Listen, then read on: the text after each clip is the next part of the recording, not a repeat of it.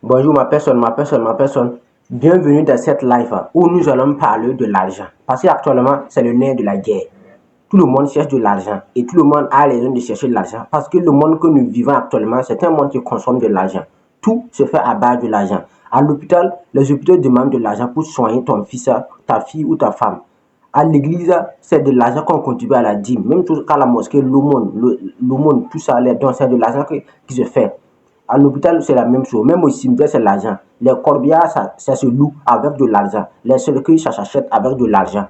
Donc, tout ça, pour montrer que l'argent, nous devons mettre l'argent au centre de notre vie. L'argent doit occuper une place extrêmement importante dans notre vie. Mais nous ne devons jamais transgresser nos valeurs pour de l'argent. C'est-à-dire, nous ne devons jamais mentir, nous ne devons jamais voler, nous ne devons jamais tricher, nous ne devons jamais manquer pour de l'argent. Mais nous devons mettre l'argent au cœur de notre vie parce que l'argent est important. Parce que tout se fait à base de l'argent. La religion fonctionne à base de l'argent. La politique fonctionne à base de l'argent. L'économie fonctionne à base de l'argent. Donc, tout se fait à base de l'argent, au fait. Donc, l'argent est indispensable pour notre vie. Donc, dans cette vidéo, nous allons parler des bases de l'argent. Étant donné que l'argent est indispensable pour notre vie, étant donné que nous ne pouvons pas nous passer de l'argent, nous devons comprendre les bases fondamentales de l'argent avant d'aller à la recherche de l'argent. Parce que dès lors que nous ne comprenons pas les bases de l'argent, nous allons passer notre temps à travailler pour chercher de l'argent. Nous allons passer notre temps à poursuivre l'argent. Et malheureusement, on gagne très peu. C'est pourquoi Jim Rohn disait que la réussite n'est pas quelque chose qu'on poursuit, mais quelque chose qu'on attire en devenant attirant. Donc, l'objectif de cette live, c'est de partager les bases, les principes basiques de l'argent. Donc, si vous venez me découvrir, moi, c'est Adama Sawargo. Dans cette chaîne, je parle régulièrement du business, je parle également de l'éducation financière et de la technologie. Si les thématiques vous intéressent, que vous êtes au bon endroit, n'oubliez pas d'activer la cloche de notification pour envoyer les éventuelles vidéos que j'ai partagées sur la chaîne. Dans cette vidéo, c'est une mini-formation, voilà, où nous allons parler de l'argent. Qu'est-ce que c'est que l'argent et comment l'argent fonctionne. Voilà. Donc, si tu viens d'arriver, prends bien place, connecte-toi et dis-moi dans quel pays tu es connecté. Si tu es connecté depuis la France, tu précises dans les commentaires. Si tu es connecté depuis le Ghana, le Mali, le Niger, le Togo, le Bénin, la Côte d'Ivoire, si tu es connecté depuis le Cameroun, je salue mes frères camerounais, précisément les grands entrepreneurs comme les Golden Nubissi, les Valais, Béliard, en tout cas, je salue tout le Cameroun entier. Donc, dites-moi dans quel pays tu es connecté et bientôt nous allons commencer le live. Bon, la formation, c'est un peu dit. Donc, comme je le disais au début de la vidéo, le monde fonctionne à base de l'argent. Tout ce que nous voulons faire dans notre vie, c'est à base de l'argent. Même actuellement, même les PPS que les gens font, si tu pars dans un PPS, il y a des choses qui demandent. Mais certaines personnes, pour vous faciliter la tâche, ils vont vous demander telle somme pour pouvoir faire les choses. Parce que si on va vous dire d'aller acheter telle chose, d'aller faire ça, donc pour vous faciliter même la tâche même, vous-même vous allez dire que bon, que ces choses-là même, c'est mieux d'évaluer ces valeurs en argent, vous allez payer et puis après ils vont aller acheter. Sinon, si vous allez passer tout votre temps à aller acheter ça, ils vont dire d'amener ça, surtout bon. Si les parents de la fille sont des animistes, bon, les PPS, il y a des choses qu'on demande qui relèvent de la tradition. Donc, souvent c'est compliqué. Donc, souvent même vous allez dire qu'ils n'ont qu'à évaluer la valeur de ces choses-là, vous allez payer en argent pour gagner en temps. Donc, tu vas pour vous montrer que même au niveau tout, le monde fonctionne à base de l'argent. Donc, mais, qu'est-ce que c'est que l'argent au fait? Qu'est-ce que c'est que l'argent? Parce que nous ne pouvons pas passer notre vie à aller à la recherche de l'argent, à aller à la poursuite de l'argent tous les jours, sans connaître même qu'est-ce que c'est que l'argent. Dites-moi dans les commentaires, selon vous, qu'est-ce que c'est que l'argent? Parce que cela est très important. Vous devez même savoir la définition authentique de l'argent. Dès lors que vous ne savez même pas la définition authentique de l'argent, je suis désolé, mais ça va être compliqué. Mais vous devez savoir la définition authentique de l'argent. Qu'est-ce que c'est que l'argent en réalité? Bon, mettez dans les commentaires, qu'est-ce que c'est que l'argent? Bon, moi je vais vous donner ma définition de l'argent. L'argent, pour moi, c'est une chose matérielle ou immatérielle qui détient une valeur qui peut être convertie en monnaie. L'argent est une chose matérielle ou immatérielle qui détient une valeur. Et c'est cette valeur maintenant qui peut être convertie en monnaie. Par exemple, ça c'est un billet de 5000 francs CFA dans la zone CEDEAO. Voilà, ça, si je demande qu'est-ce que c'est? Qu'est-ce que c'est? Beaucoup vont me répondre que c'est l'argent. Or, pourtant, ça, c'est pas de l'argent. Ça, c'est une monnaie. Et la valeur de cette monnaie est de 5000 francs CFA. La preuve, tu peux pas prendre cette monnaie pour aller dépenser, pour aller acheter des choses en France. Puisque la France, c'est l'euro. Tu peux pas prendre cette monnaie pour aller en Chine dépenser. La Chine, c'est le yuan. L'Inde, c'est le roupie. L'Arabie Saoudite, c'est le dinar. Et bon, le dinar, il y a le dinar. En tout cas, les pays arabes, il y a le dinar et le riyal. Donc, chacun a sa monnaie. Et le Japon, je pense, le Japon, c'est le yen. La Chine, c'est le yuan. L'Inde, c'est le roupie. Donc, la France, c'est l'euro. Les États-Unis, c'est le dollar. Là, le Canada, c'est le dollar canadien. Donc, tout ça pour vous montrer que tout ce que vous voyez, tout ce que vous pouvez toucher avec votre main, ça, c'est pas de l'argent, ça, c'est une monnaie. Mais c'est la valeur maintenant qui fait qu'on peut utiliser comme de l'argent. Sinon, ça, en réalité, ça, c'est une monnaie, au fait. Et ça, c'est une monnaie qui est le franc CFA, dont la valeur est de 5 000 francs CFA. Donc, je vais revenir à la définition authentique de l'argent. L'argent est une chose matérielle ou immatérielle qui détiennent une valeur qui peut être convertie en monnaie. Je vais prendre l'exemple de mon ordinateur. Ça, c'est un ordinateur que j'ai acheté à 85 000 francs en 2024. Bon, en fin 2023. Bon, marque de nouveau. Bien que la personne n'a pas été honnête avec moi parce que c'est un ordinateur de mauvaise qualité. Mais ça, c'est un ordinateur que j'ai acheté à 85 000 francs en 2024. Donc, si je sors sur le marché et puis je dis que je veux vendre mon ordinateur, et puis on me dit que la valeur de votre ordinateur, M. Sawaro, la valeur de votre ordinateur est de 50 000 francs CFA. Donc, ça veut dire que ça, c'est de l'argent. J'ai bien indiqué que l'argent est une chose matérielle ou immatérielle qui détient une valeur qui peut être convertie en monnaie. Par exemple, ça, c'est mon ordinateur que j'ai acheté à 45 000. Si je pars sur le marché et puis on me dit que ça, je ne peux pas avoir ça plus de 50 000. Le maximum, c'est 50 000 que je peux le vendre ça. Donc, la valeur de cet ordinateur est de 50 000. Donc, c'est ça l'argent. Ça, c'est de l'argent, au fait. Puisque je peux aller vendre ça à 50 000. Donc, l'argent est une chose matérielle qui détient une valeur qui peut être convertie en monnaie. Donc, si je pars avec mon ordinateur sur le marché, je peux aller vendre ça à 50 000 francs CFA, qui est la monnaie. Donc, c'est une chose matérielle qui détient une valeur qui peut être convertie en monnaie. Donc, maintenant, je vais parler des choses immatérielles. Donc, je vais prendre l'exemple d'un avocat. Qu'est-ce qu'un avocat vend? Un avocat vend ses compétences. Un avocat vend ses horaires. Donc, l'avocat n'a pas de produit physique qu'il vend. Ce sont ses heures qu'il vend. Donc, il est payé en fonction. Il y a des avocats de 500 000 par heure. Il y a des avocats de 2 millions par heure.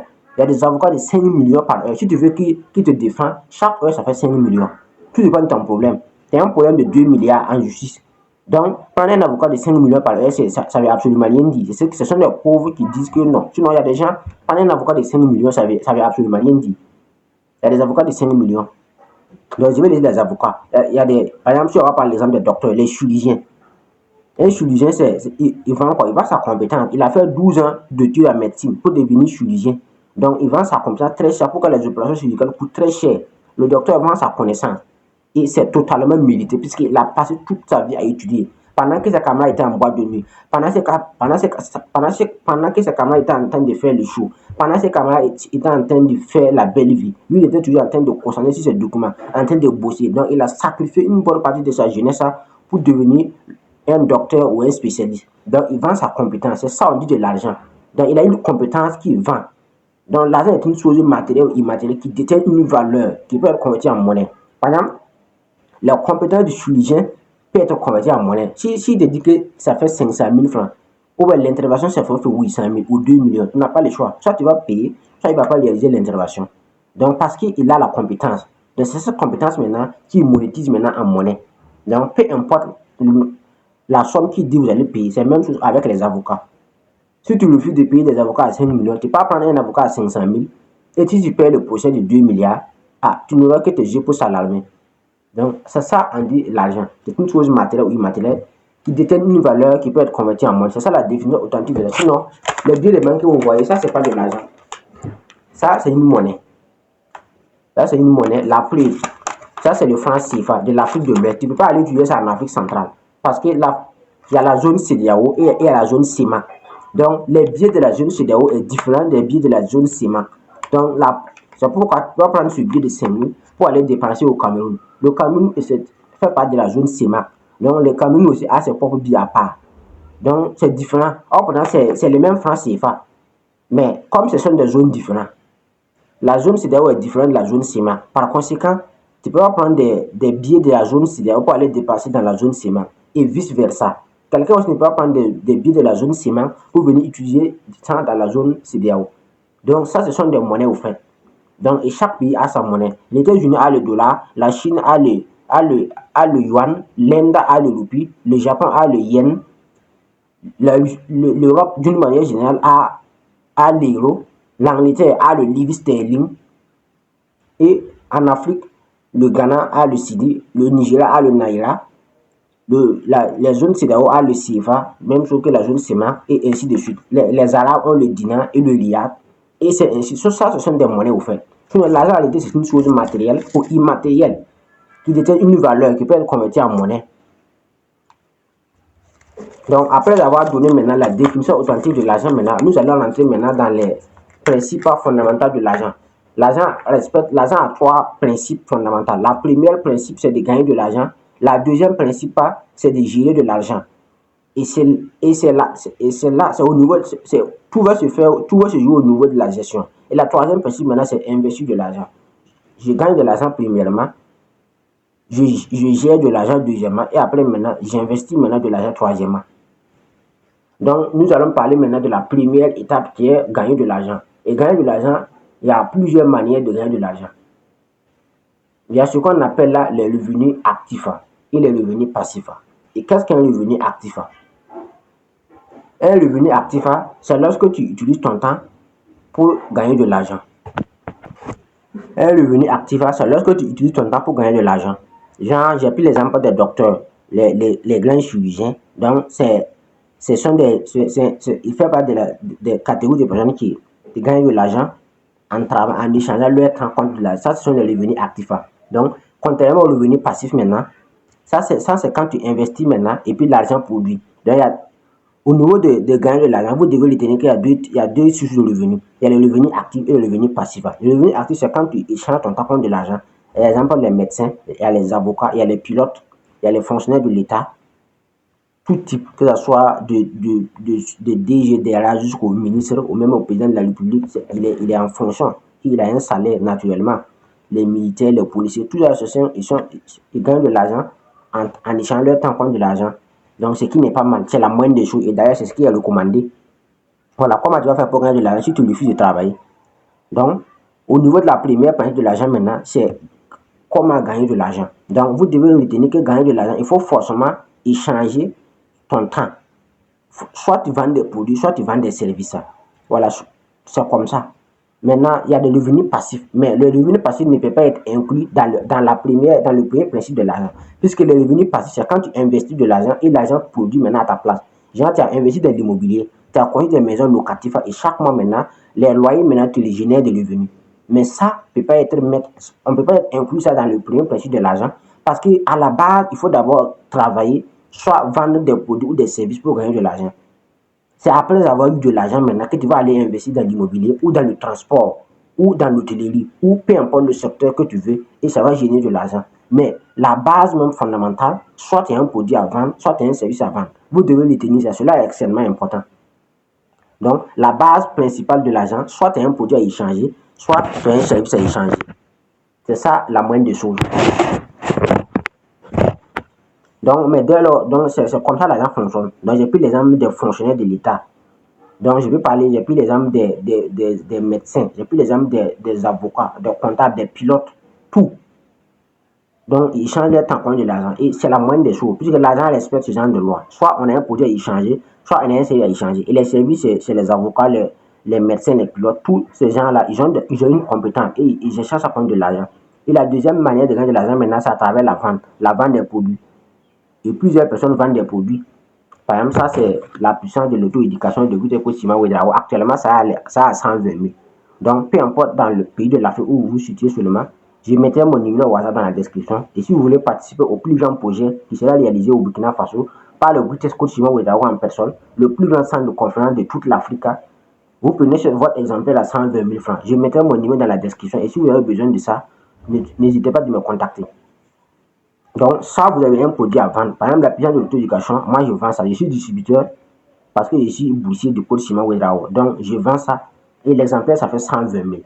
Donc c'est ça, l'argent fonctionne comme ça. Soit tu as un produit à échanger, soit tu as un service à échanger. Parce qu'à la base, c'est pourquoi je dis que dans le premier principe de gagner de l'argent, les revenus passifs ne sont pas inclus. Parce que les revenus passifs, c'est après avoir travaillé et puis à gagner de l'argent que tu vas aller investir dans l'immobilier. Sinon, si tu ne travailles pas, tu vas aller investir dans l'immobilier avec quoi?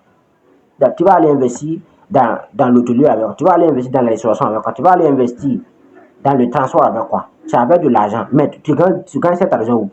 Sauf si tu vas aller voler. Sinon, à la base, il faut travailler pour avoir de l'argent. Soit il faut vendre des produits pour avoir le. Par exemple, moi, personnellement, je suis un vendeur. Voilà. Donc, je suis un vendeur et je vends tout ce qui permet à l'être humain d'avancer dans sa vie. Je viens.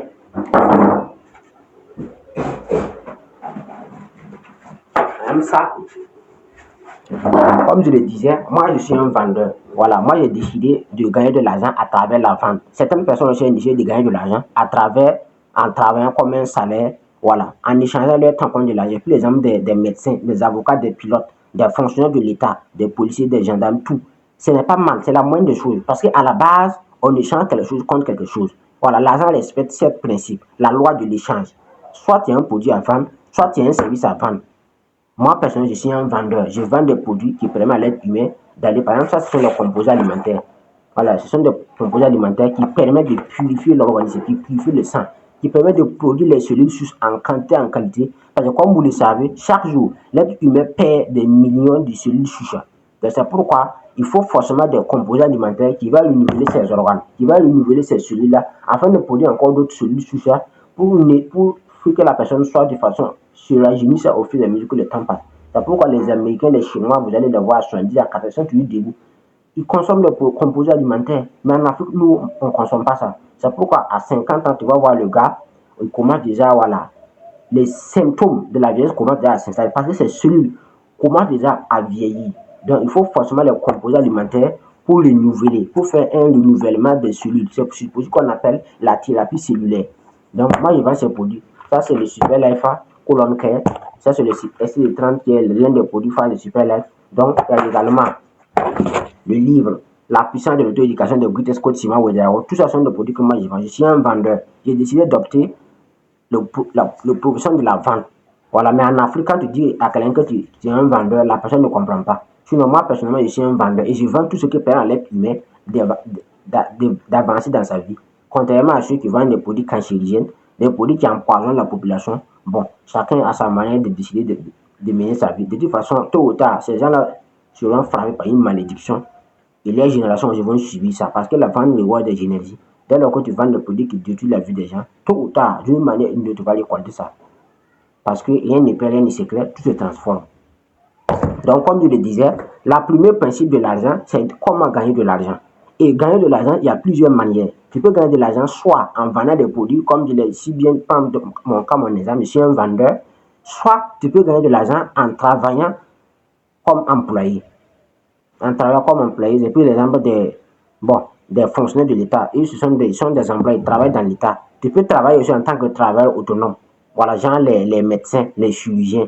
Et ils travaillent, ce sont des contrats qu'ils signent. Même chose que les avocats. Les avocats aussi, ils travaillent de façon autonome. Ils ne sont pas payés par salaire. Ils sont payés en fonction de leur contrat, de leurs horaires. Et puis, il y a des avocats de 500 000, il y a des avocats de 1 million, il y a des avocats de 2 millions, il y a des avocats de 5 millions par heure. Voilà, donc ce sont des travailleurs autonomes. Mais d'une manière ou d'une autre, ils travaillent pour gagner de l'argent. Ils ne volent pas. Ils défendent des gens, des problèmes sur eux pour avoir de l'argent. Même chose que les docteurs, les médecins, les chirurgiens. Ils sauvent des vies pour avoir de l'argent. Et c'est une voie directe vers la bénédiction. Donc, ils sauvent des vies. Bien que souvent aussi ça ne marche pas, mais leur travail c'est de sauver des vies et gagner de l'argent. C'est la même chose que les pilotes et ils conduisent des avions, ils gagnent de l'argent comme ça. Ils échangent leur temps contre de l'argent. Soit tu as un produit à échanger, soit tu as un service à échanger. C'est comme ça l'argent fonctionne.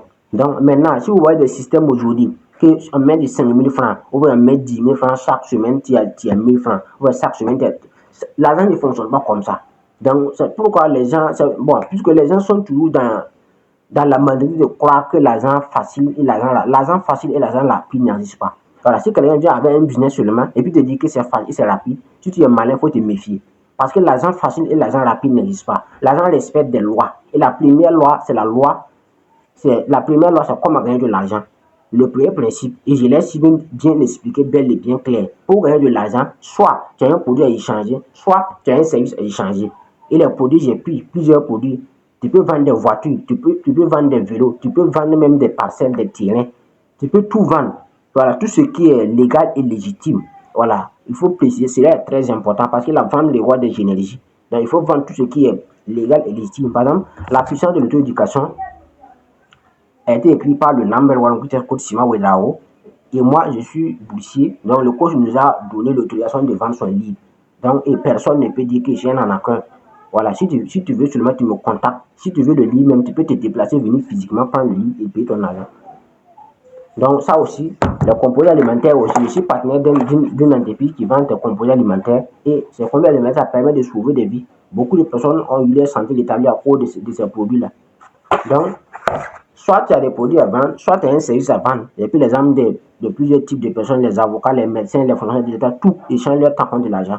Donc, à la base, on échange quelque chose contre quelque chose. C'est clair. Il n'y a pas de on vient mettre 50 000 francs. Chaque semaine, il y a 1000 francs. Ou chaque semaine, il y a 2000. Chaque semaine, il y a quoi. Il faut sortir dans ces coloris-là. Ça ne fonctionne pas comme ça. L'argent, ça veut dire, dès lors que tu veux violer les principes de l'argent, tu vas te faire laver proprement par ces gens-là. Ça ne fonctionne pas comme ça. Soit il a un produit à te vendre, soit il a un service à te vendre. C'est comme ça. Soit tu as un produit à vendre, soit tu as un service à vendre. Mais dès lors que ça c'est devenu maintenant, je place ou bien les codes de deux, aujourd'hui le Real joue. Bon, je vais placer un code de deux comme ça, parce que la manière dont Kylian Mbappé joue là, je suis sûr que ce soir-là, Mbappé va encore frapper fort. Donc, je suis désolé. Donc, l'argent respecte des lois. Et la première loi est la loi de l'échange. Qu'est-ce que tu as à échanger pour gagner? Soit tu as un produit à échanger, soit tu as un service à échanger. Donc, dites-moi si le live est bon. Si le live est bon, je vais continuer. Mettez les likes dans les commentaires. Mettez les likes et dites-moi dans quel pays vous vous situez. Dans quel cadre de l'Afrique. Parce que comme je le dis à tout temps, notre pays c'est l'Afrique. Parce que vous devez vous rappeler que c'est en 1846, lors de la conférence de Berlin, que les Européens ont subdivisé l'Afrique en plusieurs quartiers. Sinon, l'Afrique est un pays. Donc, les Noirs, c'est un pays. Voilà, c'est pourquoi on dit les Noirs, les Africains. Donc, l'Afrique, c'est un pays. C'est les Européens qui ont venu subdiviser l'Afrique en plusieurs quartiers pour nous faire croire. Et c'est la meilleure manière de nous dominer, puisqu'ils ne peuvent pas nous dominer tant qu'on est soudés. C'est ce que la Chine a compris, c'est ce que l'Inde a compris, c'est ce que le Japon a compris. Donc, les gens se réunissent pour être encore plus puissants. Donc, c'est pourquoi l'Afrique, c'est un pays. Donc, il est temps que les Africains se réveillent et se mettent ensemble pour imposer leur volonté au monde. Donc, dites-moi dans les commentaires si le live est bon. Dites-moi dans les commentaires si le live est bon. Et nous allons passer maintenant à la deuxième principe de l'argent, maintenant, qui est la gestion de l'argent. Parce que le plus important n'est pas de gagner. J'ai plusieurs manières de gagner de l'argent, soit en vendant des produits, soit en vendant tes services ou tes compétences. Mais laissez-moi faire comprendre que le plus important n'est pas de gagner de l'argent. Voilà. Le deuxième principe maintenant est l'un des principes les plus fondamentaux. Et dès lors que vous ratez ce principe-là, c'est zéro. Peu importe la somme que vous allez gagner, c'est zéro. Si vous voulez, il faut avoir un salaire de 1 million. Il faut avoir un salaire de 2 millions. Si tu veux, il faut faire un chiffre d'affaires de 100 millions. Il faut faire un chiffre d'affaires de 2 milliards par mois. Si tu rates le deuxième principe que je vais te donner, c'est foutu pour toi. Parce que le plus important n'a jamais été de gagner. Et l'histoire nous a montré à plusieurs reprises que le plus important n'est pas de gagner, mais de gérer. Bon, dites-moi, mettez les likes dans les commentaires. Et je vais passer maintenant rapidement au deuxième principe de l'argent, qui est maintenant la gestion de l'argent.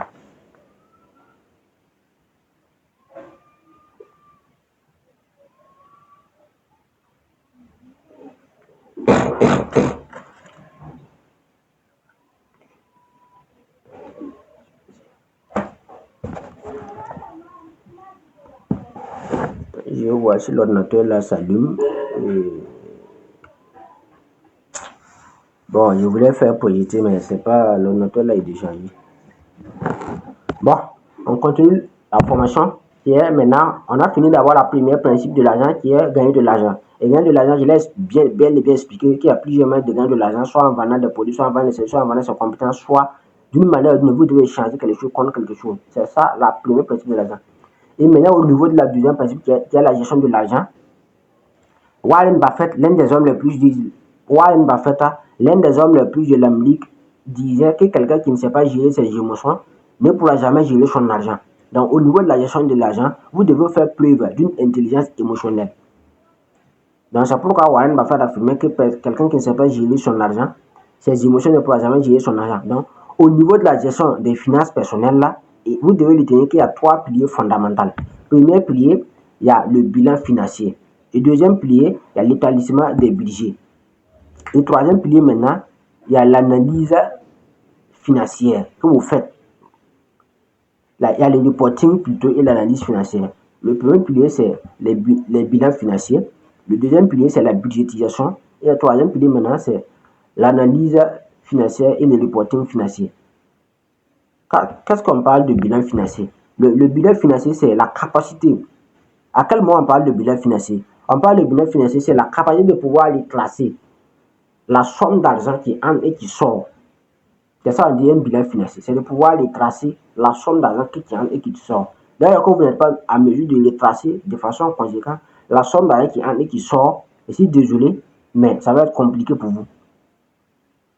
Donc, au niveau de bilan financier, vous devez être capable de les tracer l'argent qui sort et l'argent qui entre. Et dès lors que vous êtes à mesure, vous n'êtes pas à mesure de faire ça, vous allez rater votre gestion de l'argent. Et maintenant, au niveau de la budgétisation, comme son nom l'indique, budgétisation, c'est-à-dire budget. Donc, tout doit être budgétisé. Tout doit être budgétisé au fait. Donc, tout dépend de votre profil. Mais d'une manière ou d'une autre, vous devez retenir que tout doit être budgétisé. Dès lors que vous ne budgétisez pas, donc c'est pas de la même manière qu'un avocat, qu'un médecin épargne son argent. Donc, au niveau du troisième pilier qui est avoir un plan d'épargne, c'est d'avoir comprendre ton profil. Donc, et c'est en fonction de ton profil maintenant que tu vas établir maintenant le plan pour épargner ton argent sur la durée. Donc, maintenant, nous avons fini maintenant le deuxième principe de l'argent qui est la gestion de l'argent.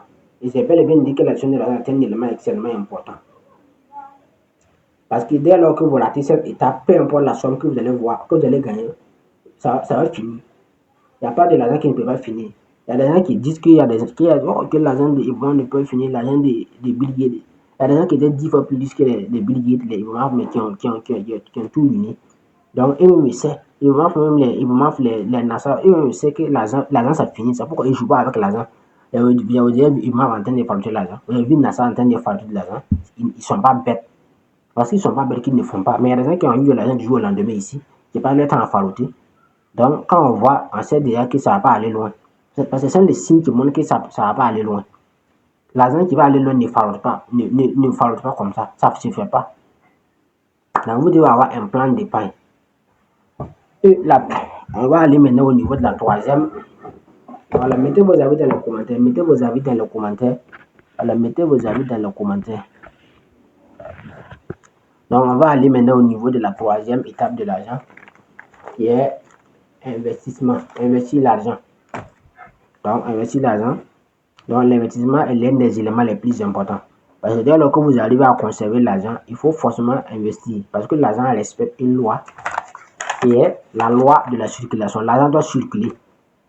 Voilà, l'argent, c'est ce que les milliardaires ont compris. C'est pourquoi ils ne stockent pas de l'argent. Voilà, un milliardaire ne stocke pas de l'argent. Et c'est comment l'économie fonctionne. L'argent respecte une loi qui est la loi de la circulation. Donc, dès lors que vous stockez l'argent, la banque sera obligée d'imprimer de nouveaux billets. Et aussi longtemps que la banque va imprimer de nouveaux billets, ça va créer de l'inflation dans le pays. Donc, c'est pourquoi vous devez faire circuler, vous devez placer l'argent. Non seulement pour éviter que votre argent soit consommé par l'inflation, et par conséquent de le faire fructifier.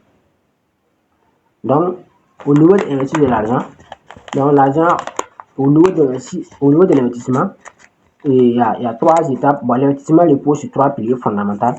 Il y a l'investissement immobilier, il y a l'investissement boursier et il y a l'investissement dans les business à cash flow. Donc, je vais d'abord parler de l'investissement immobilier. Ensuite, maintenant, l'investissement boursier et ensuite, maintenant, l'investissement dans les business à cash flow. Bon, l'investissement immobilier. Bon, l'immobilier est l'un des piliers les plus importants. L'un des piliers les plus importants que, bon, dans tout le pays, les gens auront besoin d'investir dans l'immobilier. Dans tout le pays, dans tous les États, les gens, à un certain moment, les gens auront, l'immobilier est un pilier, l'un des piliers que tous les milliardaires utilisent. Même aux États-Unis, récemment, je suivais un live où une dame qui est au Texas, plus précisément à Dallas, elle disait que Jeff Bezos a été interdit d'acheter des terrains au Texas, par l'État du Texas. Pourquoi? Parce qu'il achète des terres au maximum. Vu que ce que l'État du Texas se rend compte que c'est dangereux et ils l'ont interdit. Donc, il ne peut plus acheter des terres au Texas, il faut qu'il aille ailleurs.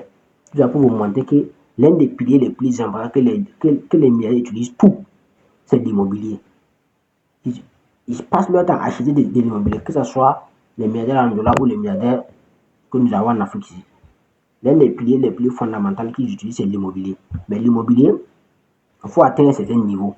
Dès lors que tu n'as pas atteint un certain niveau seulement, tu ne peux pas investir dans l'immobilier comme ça. Parce que tu peux avoir un revenu de 200 000, 300 000 au mois, puis tu veux commencer à investir dans l'immobilier. Ce n'est pas comme ça que ça fonctionne.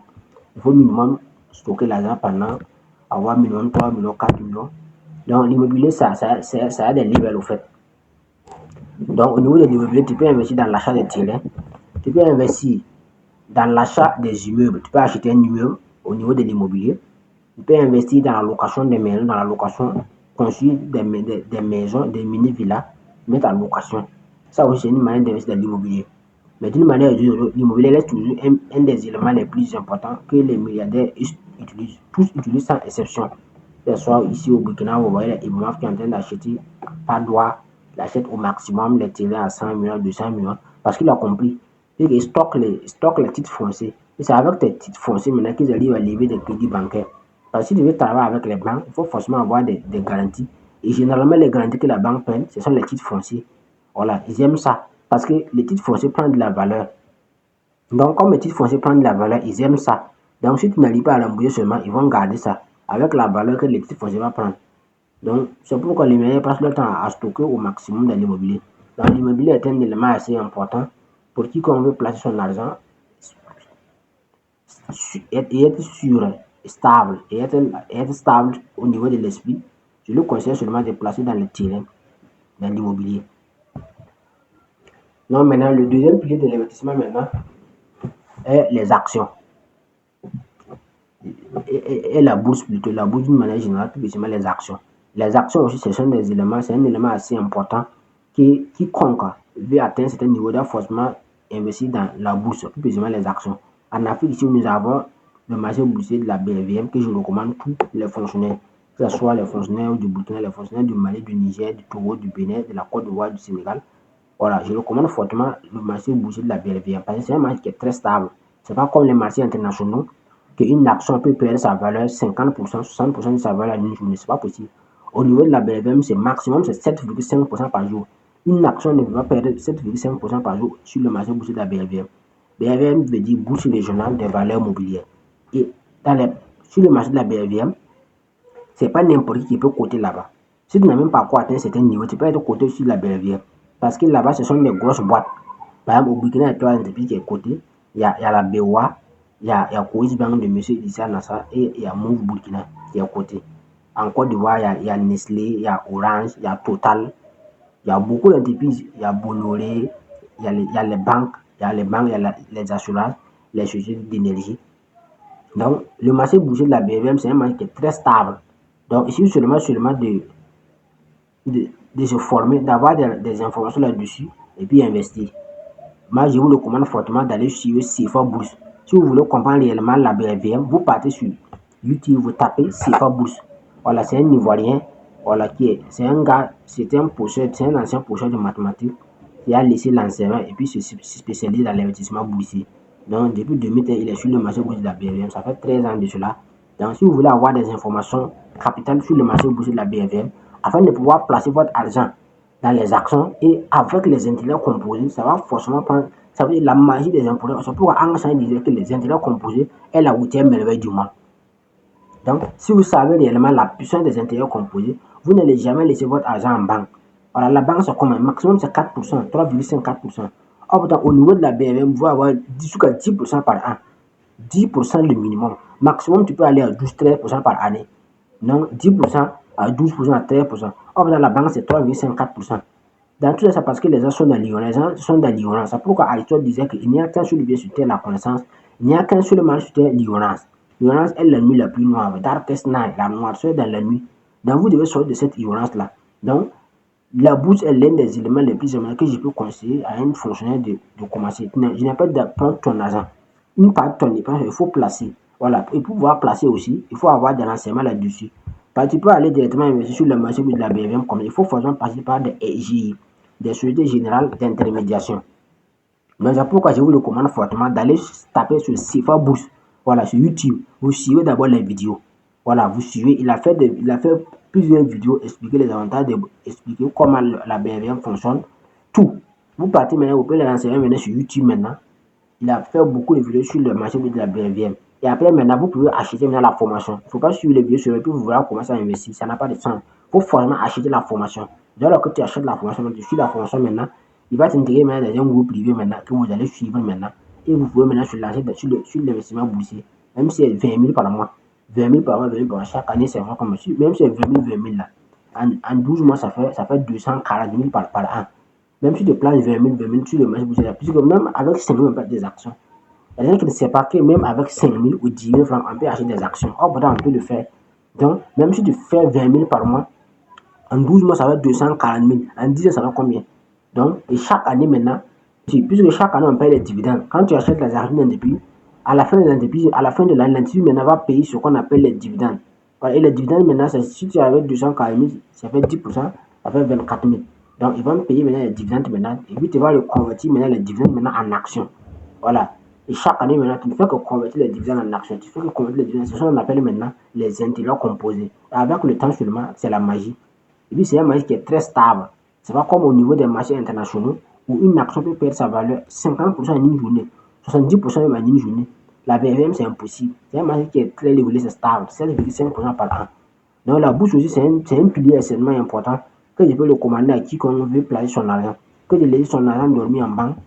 Et puis, avec l'inflation, l'argent va forcément perdre sa valeur.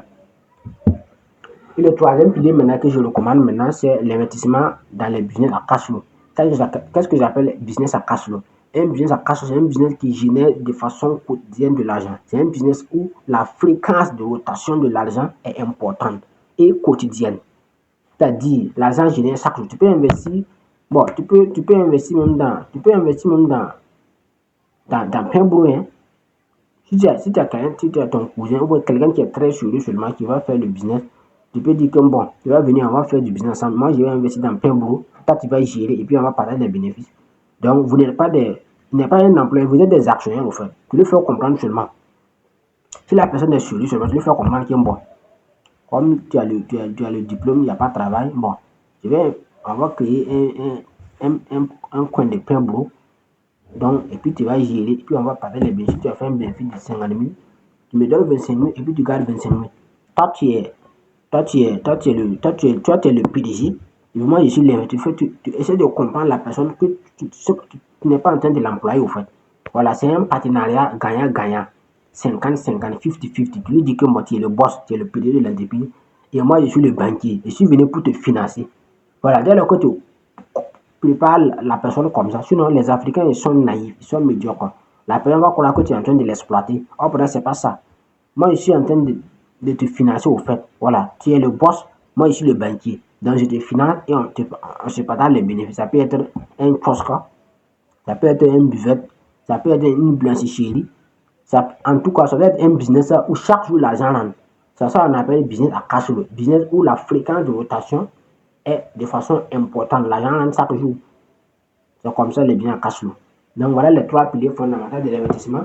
Premièrement, il y a l'investissement immobilier ça sont des investissements stabilisateurs, ça stabilise. Il y a l'investissement immobilier et boursier que je viens d'expliquer. J'ai conseillé le marché boursier de la BRVM parce que c'est un marché qui est très stable comparativement aux marchés internationaux où chaque jour ça bouge, ça part, ça bouge, ça part comme ça. La BRVM minimum c'est 7,5%. Une action ne peut pas dépasser ça par jour. Et également les biens à cash flow. Donc voilà ce que je voulais parler dans cette live concernant les bases de l'argent. À la base, la première principe de l'argent, c'est gagner de l'argent. Et après gagner de l'argent, maintenant, on conserve l'argent maintenant. Et après la conservation, maintenant, on va aller maintenant investir l'argent. Donc vous devez retenir ça parce que voilà, nous sommes dans un monde où tout se fait à base de l'argent. Donc vous devez avoir une notion de l'argent, comprendre les bases, comment l'argent fonctionne. Et arrêter maintenant de penser comme les autres. Donc, si ce live vous a plu, n'oubliez pas de mettre vos avis dans les commentaires. Et je prendrai un plaisir de lire vos avis dans les commentaires. Et comme toujours, c'était à moi si vous voulez, et connaissent le chemin. La capacité de dire non, ça c'est au niveau extérieur. C'est-à-dire la famille, que ce soit maternelle, paternelle, les amis, les collègues, tous ces trucs-là. Voilà, ça c'est les influences extérieures. Maintenant, les influences internes, c'est toi-même. Toi-même, tu dois te discipliner. On appelle ça de l'autodiscipline. Voilà, il faut te contrôler. Il faut éviter de dépenser bêtement l'argent. Il ne faut pas jouer avec l'argent. Voilà, il faut éviter de jouer avec l'argent. Par exemple, ça là comme ça. Moi, je ne vais jamais jouer avec l'argent. Jamais. Je suis en formation. C'est pourquoi j'ai pris l'exemple de vous expliquer qu'est-ce que c'est que l'argent. Parce qu'il y a des gens qui pensent que ça, c'est une monnaie. C'est une valeur de 5 000 francs. Voilà. Ça, c'est pas de l'argent en tant que tel. Parce que tu peux aller dépenser ça dans certains pays. Donc, moi, je ne joue pas avec l'argent. Donc, il faut éviter de jouer avec l'argent. C'est-à-dire, genre, jouer avec l'argent, c'est dépenser l'argent bêtement. C'est prendre l'argent même pour farouter. C'est la bêtise. Moi, je ne vois jamais un milliardaire faire ça. Quand tu vois quelqu'un qui prend l'argent pour farouter les artistes là, c'est signe qui montre que la personne va devenir pauvre tôt ou tard. Ça ne se fait pas. Puisque l'argent respecte des lois. Puis il y a des gens même qui sont en train de souffrir. Il y a des gens même qui à l'hôpital qui meurent à cause de 10 000 francs, à cause de 20 000 francs, il y a des gens qui meurent à l'hôpital. Il y a des gens qui n'arrivent pas à manger au fait. Il y a des déplacés internes, il y a des gens qui n'arrivent même pas à manger de façon sainement. Voilà. Tout ça parce qu'ils n'ont pas l'argent, ils n'ont même pas 500 francs pour manger. Donc, si toi tu prends 10 000 pour aller farouter, pendant ce temps qu'il y a des gens qui n'arrivent même pas à manger, donc tu vois que l'univers même l'univers va te chicoter. C'est pourquoi il faut éviter d'aller jouer avec l'argent. Faroucher l'argent avec les artistes. Il y a des gens aussi qu'on les appelle les individus bizarres. Au Burkina, on appelle les CETA. Bon, je ne sais pas où ils sont. Cela existe au Mali, au Niger, au Togo, au Ghana, au Bénin, au Sénégal ou en Côte d'Ivoire. Je ne sais pas si ça existe. Sinon, au Burkina, ici, ça existe. Genre les événements. Il y a des gars bizarres qui viennent là-bas. Des individus bizarres comme ça avec leur bouche, on dirait micro là, qui passent leur temps à parler, tout, jusqu'à quand tu vas donner l'argent. Moi, je ne fonctionne pas comme ça. Il faut parler jusqu'à demain. Mon frère, je ne pas congé, je ne donne pas. C'est comme ça. Il faut être rigoureux. Donc, ça, c'est l'un des éléments les plus importants. La maîtrise des émotions, peu importe. Voilà. Tu dois même, si tu as un événement, tu dois même interdire ces gens-là. Moi, personnellement, si j'ai un événement là, je vais installer la sécurité. Les individus bizarres qui viennent avec leur bouche, on dirait, pour venir faire me chanter, pour prendre l'argent là. J'ai installé la sécurité. Personne n'entre ici. Voilà, il faut laisser dehors. Tu vas pas ça parce qu'on te laisse rentrer que tu vas venir parler avec ta bouche, on dirait, micro pour prendre l'argent. On ne joue pas avec l'argent. L'argent, c'est quelque chose qu'on ne joue pas avec. Mais il faut éviter de fabriquer l'argent bêtement. Il faut éviter de prendre l'argent donné à des individus bizarres qui viennent parler au hasard. Voilà, on ne donne pas. L'argent, comme je l'ai bien expliqué dans le premier principe, qui est gagner de l'argent. Soit on a un produit à vendre, soit on a un service à vendre. Voilà, toi tu peux venir avec ta bouche que toi tu connais tout, pour pouvoir me chanter, pour prendre la non, je donne pas. Je donne pas. Non. Ça veut dire quoi ces manières-là? Donc c'est comme ça. Vous devez être extrêmement rigoureux. C'est pourquoi le docteur Koulel, le docteur Koulel, c'est un homme que je respecte énormément. Parce que c'est un homme, lui, parle de la réalité pure. Voilà, il a dit qu'à un certain moment là, ça veut dire qu'à l'été de dire que l'un des secrets cachés même là-dessus, c'est la méchanceté. Il fait être méchant. Sinon, tu ne vas pas s'en sortir. Parce que dès lors que les gens se rendent compte que tu ne peux pas dire non, dès lors que les gens se rendent compte que tu as une faiblesse de dire non, ils veulent utiliser ça pour te détruire au fait. Voilà. Donc, tu dois être la capacité de dire non, voilà, pour accepter, pour assumer la méchanceté. Sinon, dès lors que tu commets l'erreur, et puis les gens se rendent compte que tu ne peux pas dire non, ah, tu es mort, mon frère, tu es mort. Tu es mort. Puisqu'ils vont utiliser cette faiblesse pour te détruire. Donc, la meilleure manière de s'en sortir dans cette Afrique qui est remplie de fainéants, de paresseux, de médiocres, c'est d'être méchant. Voilà. C'est comme ça. Celui qui veut, il n'a qu'à aller travailler. Soit on a un produit à échanger, soit on a un service à échanger. Là, ne veut pas dire qu'il ne faut pas aider des gens. Si, il faut aider. J'ai pris l'exemple des gens qui parlent leur temps à faire de l'argent. Des pays où des gens meurent de pauvreté. Des pays où les gens meurent à l'hôpital parce qu'il n'y a pas 5 000, 10 000 francs. Donc, il faut aider. Il faut aider les gens. C'est pourquoi Anthony Robin disait que la vie est un don du ciel. Par conséquent, vous devez rendre ce qui vous a été donné. Donc, il faut aider. Je ne suis pas en train de dire de ne pas aider les gens. Je ne suis pas en train de dire qu'il ne faut pas aider les membres de la famille. Mais, à un certain moment, voilà, vous devez faire la part des choses entre aider les gens et puis habituer les gens à une mauvaise habitude de fait. Voilà, et donner de l'argent tout le temps aux gens, c'est pas de l'aide. C'est en train de les tuer à petit feu. Tôt ou tard, c'est en train de tuer à petit feu. La preuve, tout ce qu'on a passé leur temps à aider de l'argent, montrer au matériel qu'on a passé son temps à aider avec de l'argent et puis la personne a réussi. Moi, je n'ai jamais vu. Voilà, tout ce qu'on a passé leur temps à donner de l'argent comme aide là, la personne, tôt ou tard, vous allez rencontrer que la personne n'a rien foutu dans sa vie. C'est comme ça. On n'aide pas de l'argent, on n'aide pas quelqu'un avec de l'argent physiquement. Voilà. Si la personne a un business sérieux, et puis vous voyez que même que la personne là où il est là, son business là, peut venir injecter 500 000. Tu peux venir injecter 1 million dans son business. Voilà, pour le dire que mon frère, Moi, tu peux me dire que tu l'as prêté. Voilà, tu peux même dire que tu l'as prêté. Tu viens, tu injectes 500 000 ou 1 million sur tu lui dis que tu l'as prêté. Hein, c'est moi maintenant. Pour le préparer mentalement et psychologiquement, tu dois rembourser. Voilà, parce que l'Africain, c'est comme ça. Dès lors que tu lui donnes comme ça, sans dire qu'il va rembourser, il va dilapider l'argent. Mais dès lors que tu lui dis qu'il va rembourser ça, donc tu lui dis que bon, je te donne 2 ans ou 3 ans pour rembourser ça. Voilà, donc au fur et à mesure, seulement, il va venir rembourser petit à petit. Et dès lors maintenant que la somme va arriver maintenant à 1 million, tu prends, tu lui donnes encore un autre. Tu lui dis voilà, au fait, je ne voulais pas que tu dilapides l'argent. C'est pourquoi je t'ai dit que tu dois rembourser. Voilà, sinon, en réalité, je t'ai donné. Donc, et puis tu le prends la somme, tu lui le donnes maintenant, et puis voilà, va continuer avec continue comme ça. Voilà, tu seras un grand homme dans ce pays. C'est comme ça on fait pour aider les gens. Ce que Philippe a fait avec l'une de ses cousins. Il a acheté la moto pour lui donner d'aller travailler. Et puis il a dit qu'il va rembourser la moto. Si jamais il ne rembourse pas, il va vendre la moto pour récupérer son argent. Et le cousin n'avait pas le choix. Le cousin était obligé de travailler pour payer l'argent de la moto petit à petit. Et le jour qu'il est venu pour verser maintenant la dernière somme maintenant, il a pris tout l'argent maintenant de le mettre en compte. Et puis il lui a dit d'aller acheter une deuxième moto et continuer le business. Voilà, c'est comme ça. On n'aide pas quelqu'un de l'argent facilement comme ça. Voilà, donc même s'il faut aider là, il y a des critères, il y a des codes, il y a des stratégies qu'on peut pour aider. Sinon, si tu passes ton temps à donner de l'argent aux gens comme ça, là après, tout ce qu'on a aidé de l'argent, ils ont devenu quoi? Rien. Tout ça pour vous montrer qu'on n'aide pas quelqu'un avec de l'argent comme ça. Donc c'est comme ça. Donc je suis en train de vous dire que c'est pas en train de vous dire qu'il ne faut pas aider les gens, qu'il ne faut pas être compatissant, il ne faut pas être généreux, il ne faut pas être quoi. Voilà, je suis en train de dire qu'il y a des leaders qui sont là.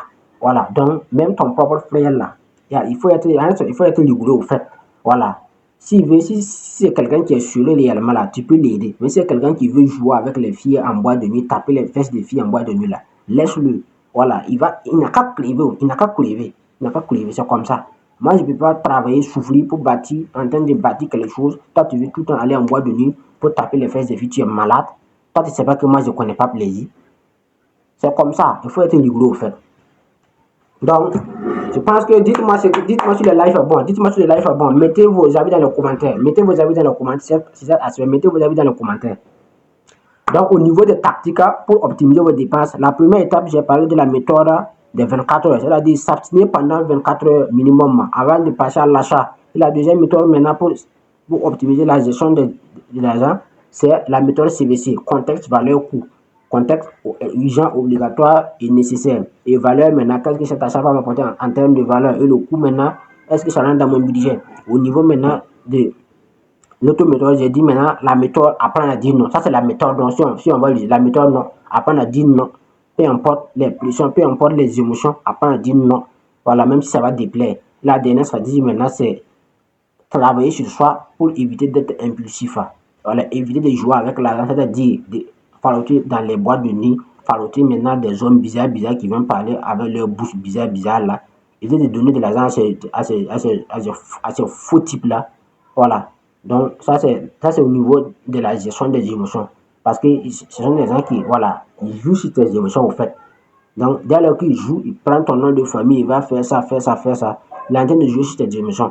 Et tu tombes dans son piège seulement, tu vas prendre tout le monde lui donner. Or, il n'a rien fait. Qu'est-ce qu'il a fait? Donc, il faut travailler sur vous, éviter de laisser vos émotions s'emparer. Comme l'a si bien de Warren Buffett, quelqu'un qui ne sait pas gérer ses émotions ne pourra jamais gérer son argent. Donc, dites-moi si le live est bon et on va continuer maintenant ce live. On va aller maintenant au niveau de l'épargne plutôt. La meilleure manière aussi de dépenser l'argent maintenant, de gérer l'argent, c'est au niveau de l'épargne. Donc, dites-moi si le live est bon. Mettez vos avis dans les commentaires. Voilà, si ce que je partage est vraiment bon, donc mettez vos avis dans les commentaires. S'il y a des aspects que j'ai dit et que ça vous a pas plu, voilà, il faut mettre vos avis dans les commentaires et je reviendrai là-dessus. Voilà, on va essayer de s'expliquer. Parce que aussi, moi, je suis un humain, il peut arriver que je me trompe. Donc, s'il y a des choses que j'ai dit au niveau des tactiques pour gérer l'argent et ça vous a pas plu, parce que vous voulez conseiller votre frère ou votre soeur comme un bébé ou comme un nouveau-né, et puis ce que j'ai dit vous a frustré, parce que j'ai dit qu'il faut éviter d'aider vos frères ou vos soeurs avec de l'argent comme ça. Bon, peut-être que moi, vous avez mal compris ce que je voulais dire. Donc, mettez vos avis dans les commentaires et on reviendra là-dessus. Donc, au niveau de de la gestion, on est toujours sur la gestion de l'argent. Parce que je vous ai bel et bien dit que l'histoire nous a montré à plusieurs reprises que le plus important n'est pas de gagner, mais de gérer. Donc, la gestion de l'argent est extrêmement importante. Parce que peu importe la somme que vous allez gagner, peu importe la somme qui va entrer, si vous n'avez pas une certaine discipline, si vous n'avez pas une certaine maturité de gérer l'argent, je suis désolé, mais vous allez tout perdre. Voilà, la maturité financière est la capacité de gérer l'argent, de gérer de façon, de gérer l'argent de façon discipline et diligente, en fait. Donc, si vous n'avez pas cette discipline, ça va être compliqué. Donc, au niveau, on continue avec la gestion de l'argent qui est au niveau de l'épargne. Donc, la meilleure manière de gérer l'argent, c'est d'épargner l'argent. C'est de réduire au maximum, appliquer toutes les tactiques que j'ai dit maintenant. Et au niveau, vous devez être un baleine en termes d'épargne. Au niveau de l'épargne, vous devez comprendre quel est votre profil. Parce que de la même manière qu'un fonctionnaire démarre son argent, ce n'est pas de la même manière qu'un commerçant épargne son argent. Donc, au niveau de l'épargne, vous devez d'abord comprendre votre profil.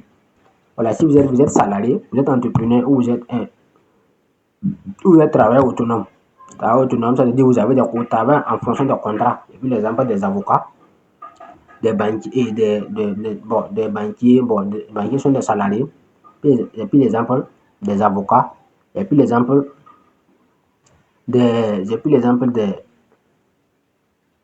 avocats, des chirurgiens, en tout cas des travailleurs autonomes. Tu as un maquis, tu as un maquis, tu as un restaurant, tu as une salle de gym, tu as une salle de sport, donc tout ça dans le cadre de travail autonome. Donc, pour pouvoir épargner, tu dois d'abord comprendre ton profil. Si tu as un salaire de 200 000, de la même manière qu'un fonctionnaire peut épargner, un travail autonome ne peut pas faire la même chose. Parce que le fonctionnaire a un salaire fixe qui rentre chaque mois. Donc lui, il peut te dire que bon, j'ai un salaire de 300 000 le mois. Donc, chaque mois, je vais mettre 50 000. Chaque mois, je vais mettre 30 000 ou 40 000 le mois. Parce qu'il a un salaire fixe. Mais toi, tu travailles autonome, toi, tu travailles en fonction de contrat. Par exemple, tu es un avocat. Donc, c'est pas tous les mois qu'il y a des procès. Bon, bien vrai qu'on peut dire qu'il y a beaucoup de problèmes, mais il y a des mois que tu vas avoir minimum 2 contrats. Il y a des mois que tu peux avoir minimum 3 contrats. Il y a des mois que tu peux avoir même, il y a des mois, bon, si tu es un débutant même, il y a des mois que tu peux même pas avoir de contrat. Sauf les avocats qui ont 10 ans d'expérience, 20 ans. Là, eux, ils ne peuvent pas faire un mois sans avoir un minimum 2 à 3 contrats. Donc, c'est en fonction de ton profil maintenant, en fonction de la manière dont tu gagnes l'argent, que tu peux maintenant épargner. Donc, c'est le profil. Premier principe de l'épargne, c'est le comprendre le profil. Quel est ton profil? Es-tu un salarié? Es-tu un travailleur autonome? Ou es-tu un commerçant comme moi? Ou es-tu un vendeur? J'ai bien aimé que moi, je suis un vendeur. Moi, mon travail, c'est la vente. Je vends des produits qui permettent à l'être humain d'aller d'avoir une vie meilleure. Et puis, l'exemple de la puissance de l'auto-éducation où je suis distributeur. La lecture est la condition sine qua non. Un homme sans lecture, c'est comme une maison sans fenêtre au fait. Toutes les grandes puissances ont des bibliothèques. La Chine a sa bibliothèque, l'Inde a une bibliothèque, le Japon a une bibliothèque, la Russie a des grandes bibliothèques. Même les armes à destruction massive, ce sont des grands lecteurs qui ont fabriqué ces armes. Même on va prendre l'exemple des Markonikov, des Michael Kalachnikov, ce sont des grands lecteurs. Kalachnikov, c'est un monsieur qui a créé la Kalash, puisqu'à l'époque, il y avait des loups qui venaient dévorer les enfants des gens. Donc, il fallait impérativement abattre ces loups. D'où la naissance de la Kalachnikov qui a été créée par Mikhail Kalachnikov en 1947. Donc, tout ça pour vous montrer que même les grandes inventions, même les produits que vous passez votre temps à acheter bêtement avec votre argent, ce sont des grands lecteurs qui arrivent à inventer ces objets matériels. Parce que tout ce qui est matériel a d'abord été immatériel. Donc, pour pouvoir passer de l'immatériel au matériel, il faut forcément être un vrai lecteur. Donc, la lecture est la condition sine qua non. Un pays qui n'a pas de bibliothèque va disparaître. Même la France a des grandes bibliothèques. C'est pour toutes les puissances ont des bibliothèques. L'Amérique, c'est le high level. Là-bas, c'est du haut niveau, au fait.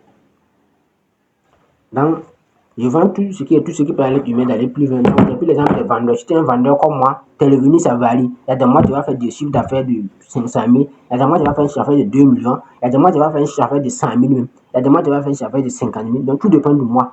Donc, la manière dont nous, on épargne notre argent, c'est différent de quelqu'un qui est un fonctionnaire. C'est différent de quelqu'un qui est un travailleur autonome qui travaille en fonction de contrat. Donc, c'est en fonction de profil maintenant que tu peux maintenant décider maintenant de la manière dont tu vas épargner. Le deuxième pilier de l'épargne maintenant, c'est quel est l'objectif de l'épargne. Parce que dès lors que l'épargne n'a pas d'objectif, sinon ici, désolé, mais ça va pas fonctionner. L'épargne doit avoir un objectif. Si vous épargnez de l'argent, quel est l'objectif de l'argent? Quel est l'objectif de l'épargne?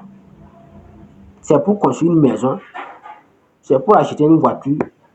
Ça, je l'ai dit. Si tu veux avoir une voiture de 3 millions, il faut avoir minimum 9 millions dans ton compte. Si tu veux acheter une voiture de 10 millions, il faut avoir 30 millions dans ton compte. Si tu veux acheter une voiture de 25 millions, il faut avoir minimum 75 millions dans ton compte. Donc, tout dépend de l'épargne d'avoir un objectif. Tu ne dois pas épargner de l'argent seulement. Tiens, bon, on n'en sait jamais. Bon, dans la vie, là, bon, j'épargne seulement, on n'en sait jamais. Hein. Parce que, bon, donc, c'est pas comme ça. Il faut avoir un objectif clair de l'épargne. Tu peux épargner, c'est pour investir dans l'immobilier, c'est pour investir dans le transport, c'est pour investir même dans des projets qui te passionnent au fait. C'est pour préparer ta retraite. C'est un élément extrêmement important. Tu peux investir chaque mois. Genre, un fonctionnaire peut essayer de mettre 20 000 ou 50 000 le mois pour préparer sa retraite. Voilà. Donc, et moi, personnellement, si j'ai un conseil à donner à un fonctionnaire, la meilleure manière de préparer ta retraite, c'est de placer ça dans des revenus passifs, genre dans l'immobilier. Tu peux décider que chaque 5 ans, tu vas acheter un terrain. Donc, en 20 ans de carrière, tu as combien? Tu as 4 terrains que tu as achetés. Si tu achètes un terrain chaque 5 ans, en 20 ans, ça fait combien? Ça fait 4 terrains.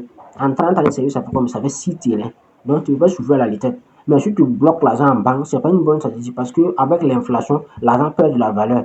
Donc, c'est pourquoi moi, je préfère que tu places ton argent dans des choses qui vont prendre de la valeur, comme l'immobilier, que de mettre ton argent dans un compte bancaire qui, avec l'inflation, va perdre sa valeur. Donc, mais d'une manière ou d'une autre, l'objectif, l'épargne doit avoir un objectif, un but. Qu'est-ce que je veux faire avec l'argent que je viens d'épargner? Donc, maintenant que l'épargne n'a pas de but précis, c'est zéro. Tu vas épargner pendant 10 ans, prendre ça, bon, aller faire des choses inutiles au fait. Genre, aller faire des choses inutiles. Par exemple, tu peux épargner de l'argent pour les enfants. C'est ce que les Européens, les Américains font. Mais là, en Afrique, nous, on sait. Puisque nous, on n'a pas la capacité de projeter notre esprit dans l'avenir.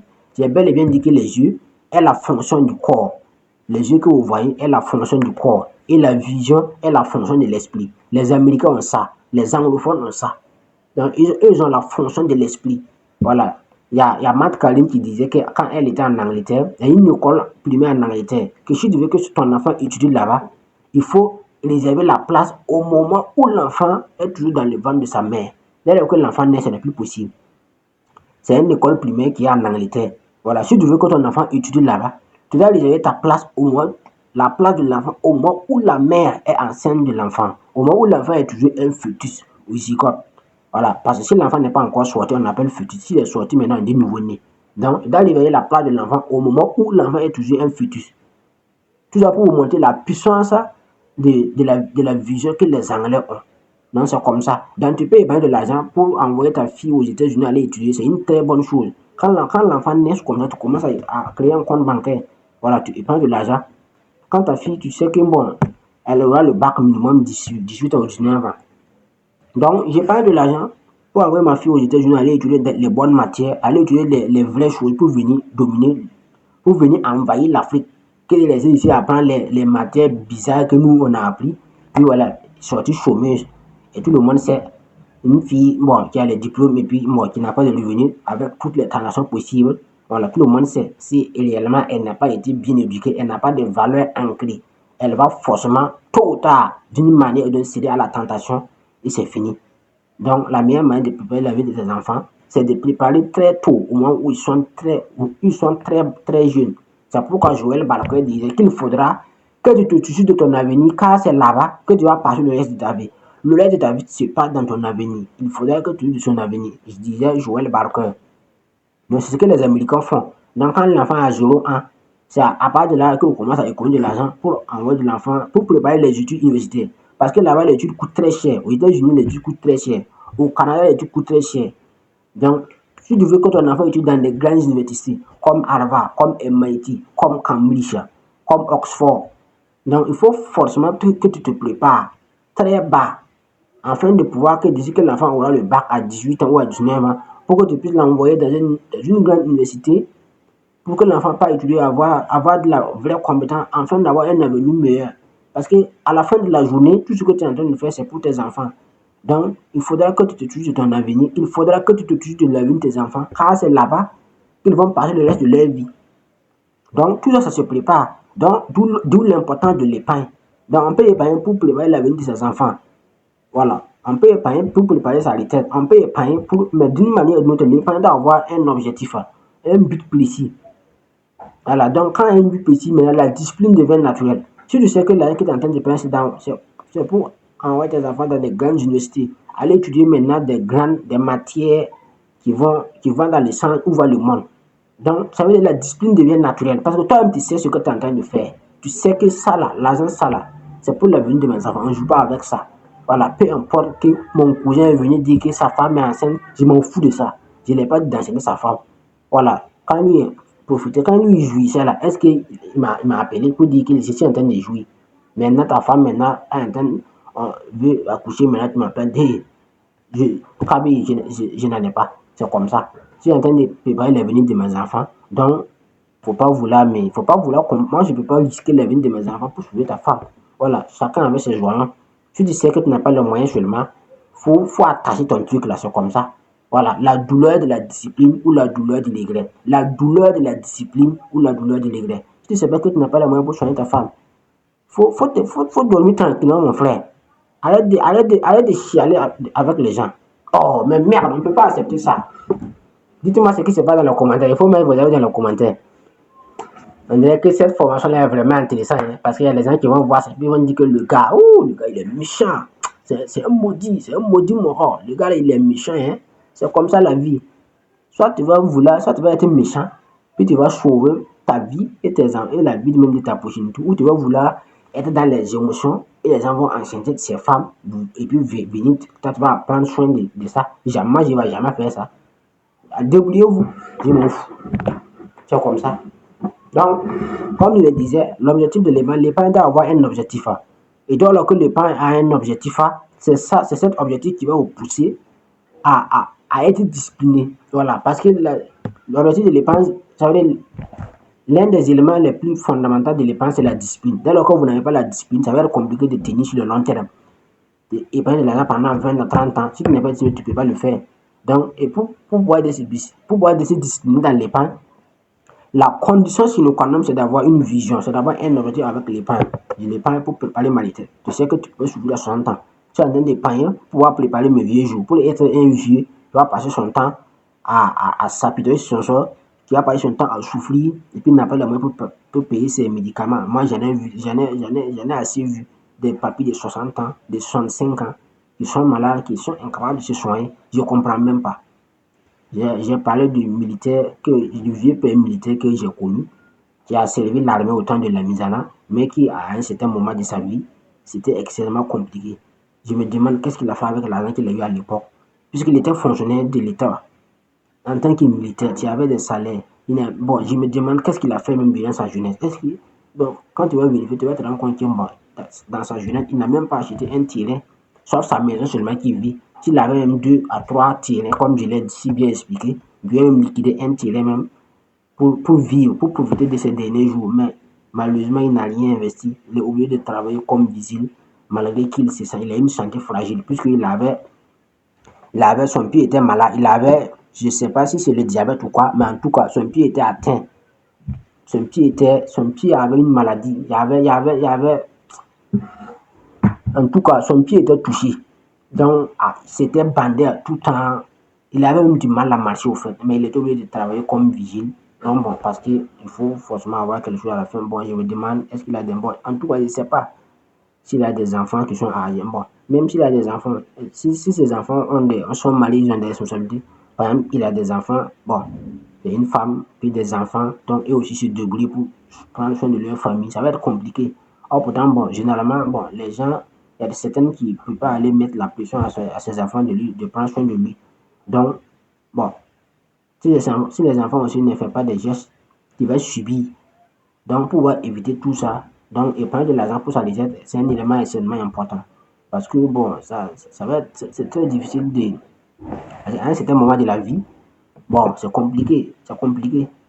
Donc, il y a un arrêt italien qui disait que si jeunesse savait et si vieillesse pouvait, les jeunes ne savent pas. Et les vieux aussi, eux ne peuvent pas. Parce qu'eux ont déjà atteint. Donc, quand ils parlent, ils savent de quoi ils parlent. Quand ils disent qu'ils ne font pas, eux, ils savent de quoi ils parlent. Mais quand on est jeune, on croit qu'on va rester jeune. Quand tu vas taper 50 ans, tu vas savoir. Quand ton corps même va le fuser, même que tu travailles, c'est là maintenant que tu vas savoir qu'à un certain moment, il faut faire des placements. Et ces placements maintenant vont te protéger, vont te sécuriser au fait. Voilà, ces placements, ce sont des militaires. C'est ton propre armée. C'est plus exemple de l'immobilier. Tu peux acheter des terrains, déposer, il suffit seulement d'éviter, voilà, de se lancer, de se former, de se cultiver, de prendre de l'enseignement dans le domaine foncier. Voilà, actuellement, ça va être difficile même d'arnaquer quelqu'un. Parce que l'État a des plateformes où on peut l'entrer, faire demander des vérifications, tout. Donc, si tu prends l'élément des informations seulement pour éviter les arnaques, tu peux placer dans l'immobilier pour éviter de te faire arnaquer. Donc, pour pouvoir jouer ces vieux jours. Donc, en définitive, l'épargne doit avoir un objectif. Et maintenant, la troisième pilier de l'épargne maintenant est que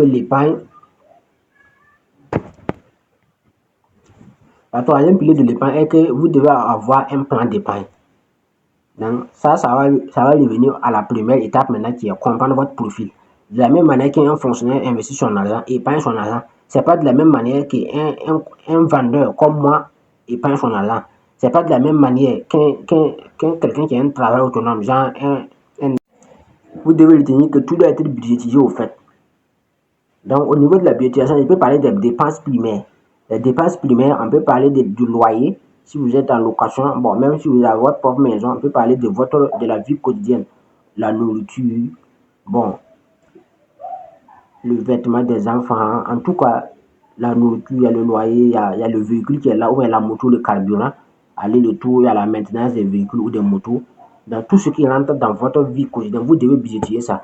Voilà, pour pouvoir optimiser la gestion. Mais dès lors que ce n'est pas budgétisé, vous devez vous rendre compte que ça sera de façon, bon, ça sera de façon excessive. Les dépenses vont s'affluer comme ça. Même votre essence, vous devez budgétiser ça.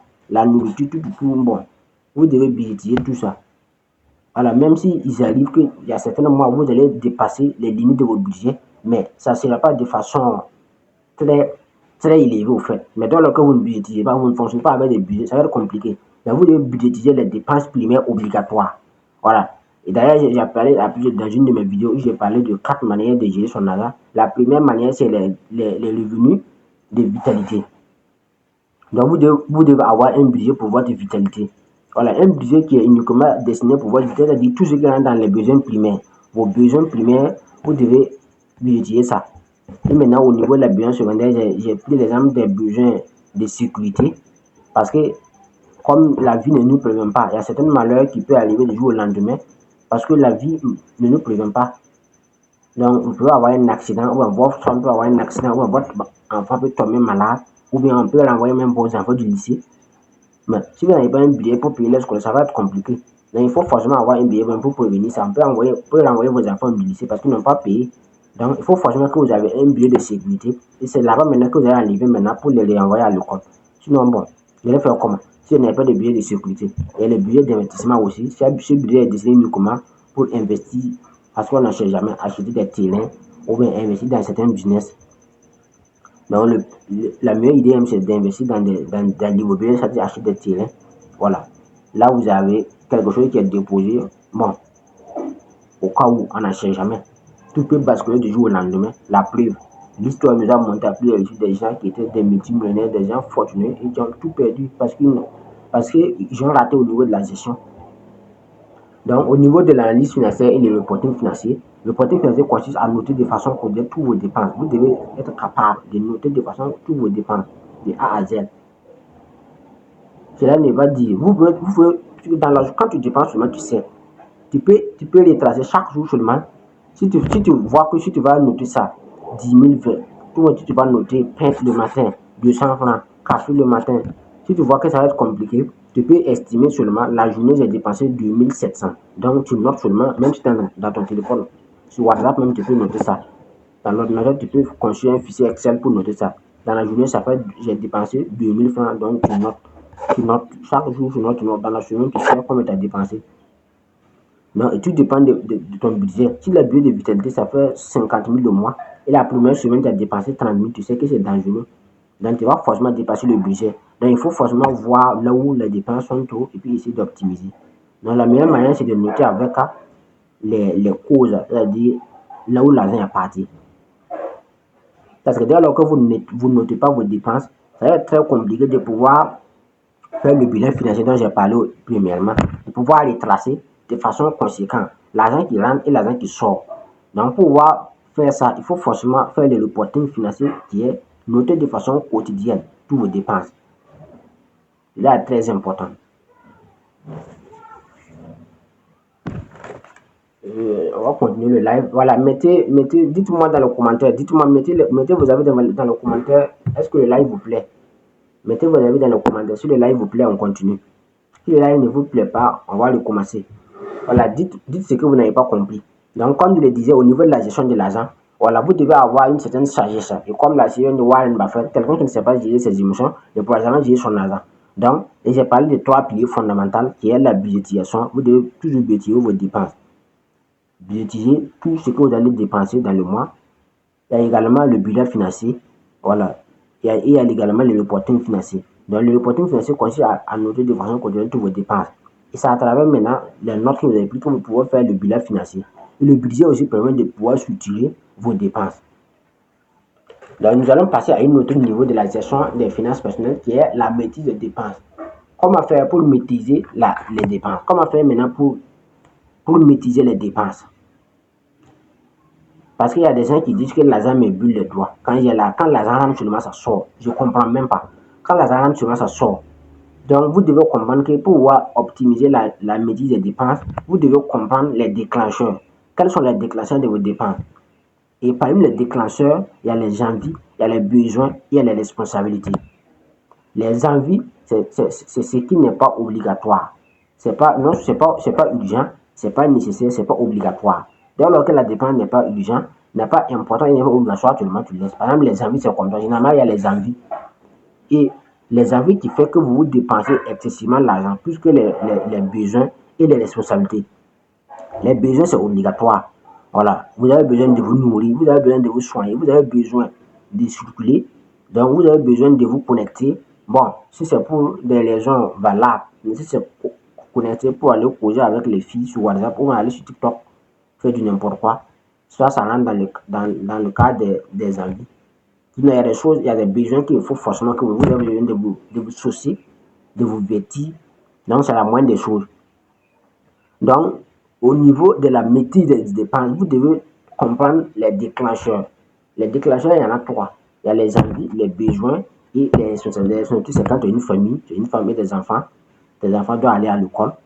Ta femme aussi, bon, de temps en temps, c'est la moindre des choses puisque tu es l'homme de la maison, donc tu dois t'en charger. Donc, c'est ça les responsabilités.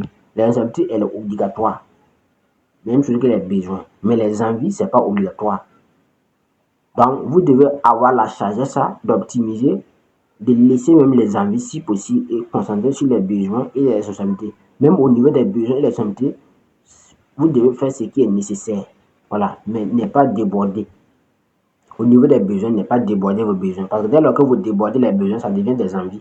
Parce que si quelque chose n'est pas obligatoire, ou n'est pas urgent, ou n'est pas nécessaire, et puis vous le faites, ce n'est plus un besoin, mais ce n'est plus un besoin, mais une envie. Envie, c'est quelque chose même que votre corps a besoin, ou votre organisme a besoin de ça. J'ai envie d'aller au glacier, j'ai envie d'aller manger de la bière, j'ai envie d'aller en boîte de nuit cette semaine, ou j'ai envie. Tout ça là, ce sont des envies, c'est pas obligatoire. Vous devez travailler sur pour pouvoir éliminer les envies. D'où l'importance de l'intelligence émotionnelle.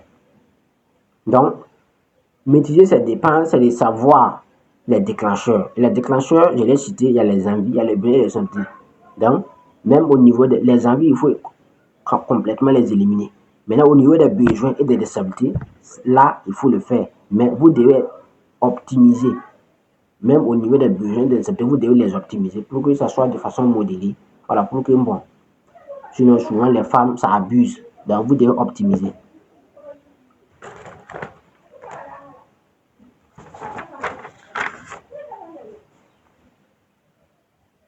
Bon, maintenant, nous allons continuer le live. Et j'ai parlé au niveau de la gestion de l'argent. J'ai parlé au niveau de la gestion de l'argent, j'ai parlé de tactiques et j'ai parlé de déclencheurs qui peut pousser à quelqu'un de dépenser son argent. J'ai parlé des envies, des besoins et des responsabilités. Mais nous allons partir maintenant au niveau des tactiques. Des tactiques pour gérer l'argent. Parce que pour pouvoir optimiser l'argent, vous devez avoir des tactiques. Il y a des tactiques spéciales pour ça. des tactiques pour pouvoir optimiser la gestion des finances personnelles. Et le premier tactique, ou la première méthode, je vais appeler ça méthode. Donc la première méthode maintenant pour pouvoir optimiser ou mieux gérer votre argent, c'est la méthode des 24 heures. Qu'est-ce que c'est que la méthode des 24 heures? La méthode des 24 heures stipule qu'à chaque fois que tu veux faire un achat, tu dois patienter ou s'abstenir au minimum 24 heures. Je dis au minimum 24 heures avant de passer à l'achat. Si tu as envie d'acheter un téléphone, tu dois patienter minimum 24 heures pour voir est-ce que tu as toujours envie d'acheter le téléphone. Comme je le disais au début, l'un des éléments qui fait que les gens dépensent bêtement leur argent, c'est les envies. Donc, la méthode des 24 heures va tester réellement est-ce que tu as besoin du produit que tu vas acheter. C'est pourquoi la méthode de 24 heures, c'est s'abstenir minimum 24 heures. Tu peux aller à 48 heures ou à 72 heures. Mais le minimum, c'est 24 heures de patience. Patienter 24 heures. Et après les 24 heures maintenant, est-ce que j'ai toujours envie d'acheter la chose, le téléphone, la ceci, ou bien j'ai toujours envie d'aller en. Ça veut dire le vendredi, ou bien tu voulais aller en boîte de nuit le vendredi soir. Faut patienter, voir. Est-ce que d'ici samedi soir, tu auras envie? Faut patienter minimum 24 heures. Si tu as toujours envie, bon, là, tu peux aller. Mais généralement, quand tu abstiens pendant 24 heures, tu vas te rendre compte qu'en réalité, c'était pas nécessaire. C'est pas nécessaire. Donc, la méthode de 24 heures stipule que vous devez, à chaque fois que vous voulez faire un achat, vous ne devez pas être de façon impulsive. Voilà, il y a des gens qui achètent de façon impulsive, par émotion. C'est pourquoi Warren Buffett disait que quelqu'un qui ne sait pas gérer ses émotions ne pourra jamais gérer son argent. Donc, vous devez éviter d'être impulsif. Dire quand on voit quelque chose sur moi, j'ai envie d'acheter, et vous perdez bêtement votre argent comme ça. Parce que la différence entre les riches et les pauvres est que les riches vendent et les pauvres achètent. C'est comme ça. Pourquoi l'État africain continue de s'appauvrir? Parce qu'eux passent leur temps à aller acheter. Pourquoi la Chine est la première puissance économique? La Chine n'achète pas. Tout ce que la Chine consomme, c'est la Chine qui produit. Voilà, la Chine n'achète rien. La Chine ne fait que vendre. Voilà. Ce que la Chine achète, c'est les terres. Par exemple, actuellement, ils sont en train de l'acheter tout Paris. En Afrique aussi, ils investissent massivement dans l'immobilier en Afrique. Et Philippe l'a si bien dit, au Cameroun, les Chinois achètent massivement de l'immobilier. Tout ça pour pouvoir venir prendre le contrôle de l'économie dans 50 ans, dans 20 ans, 30 ans, 50 ans. Si ce sont des produits à consommer, la Chine n'achète rien. La Chine ne fait que vendre au monde. La Chine est l'usine du monde. Tout se produit en Chine. La preuve, quand Donald Trump a augmenté le produit, la taxe des produits chinois, qu'est-ce qui s'est passé? Même le marché américain s'est effondré pour montrer que la Chine, c'est pas du jeu. Parce que tous les produits américains sont fabriqués en Chine. Tesla a des usines en Chine. Apple a des usines en Chine. LVMH a des usines en Chine. C'est les Chinois qui fabriquent et puis on met les marques. Donc, pour montrer que personne ne peut atteindre un certain niveau de prospérité financière si et seulement si ce dernier ou cette dernière passe son temps à acheter de façon impulsive ou de façon hasardeuse. Donc, vous devez tout faire pour éviter d'acheter au maximum. À chaque fois que tu achètes, aussi longtemps que tu vas continuer d'acheter, tu vas t'appauvrir. C'est la même chose que les États africains. Les États africains passent leur temps à acheter, à consommer au maximum. Donc, plus tu es un consommateur, plus tu es un pauvre. Voilà, les pauvres sont des consommateurs et les riches sont des producteurs. Les riches produisent et les pauvres consomment. C'est ce que la Chine fait. La Chine produit et les Africains qui sont pauvres et ils consomment, passent leur temps à consommer tout.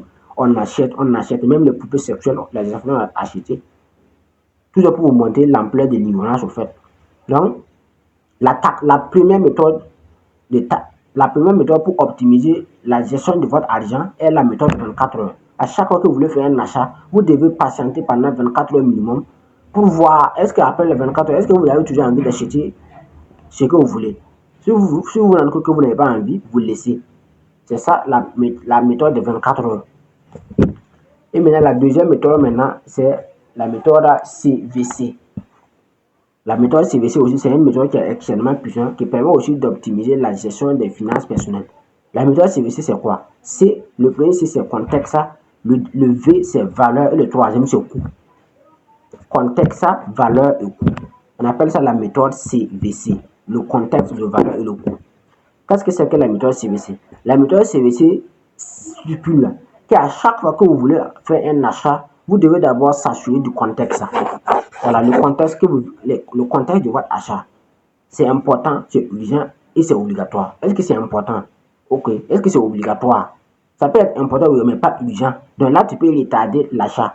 Tu n'as pas besoin d'acheter ça rapidement, vite, vite. Voilà, il y a des gens qui vont acheter des habits, surtout les Africains, ils sont forts dans ça. Tu vois, il y a des placards de certaines femmes. Quand tu vas rentrer même dans le placard, il y a des habits qui sont là-bas depuis 2 ans. Elle l'a même pas porté même plus de 2 fois. On achète, on fait que stocker. On achète les habits, les chaussures, les sacs à main. Il y a des femmes qui ont jusqu'à 3 sacs à main. Chaque jour avec son sac à main. Il y a des gens qui ont jusqu'à 4 sacs à main. Les habits, c'est la même chose. Tout ça, c'est, je suis désolé, mais c'est de la stupidité financière.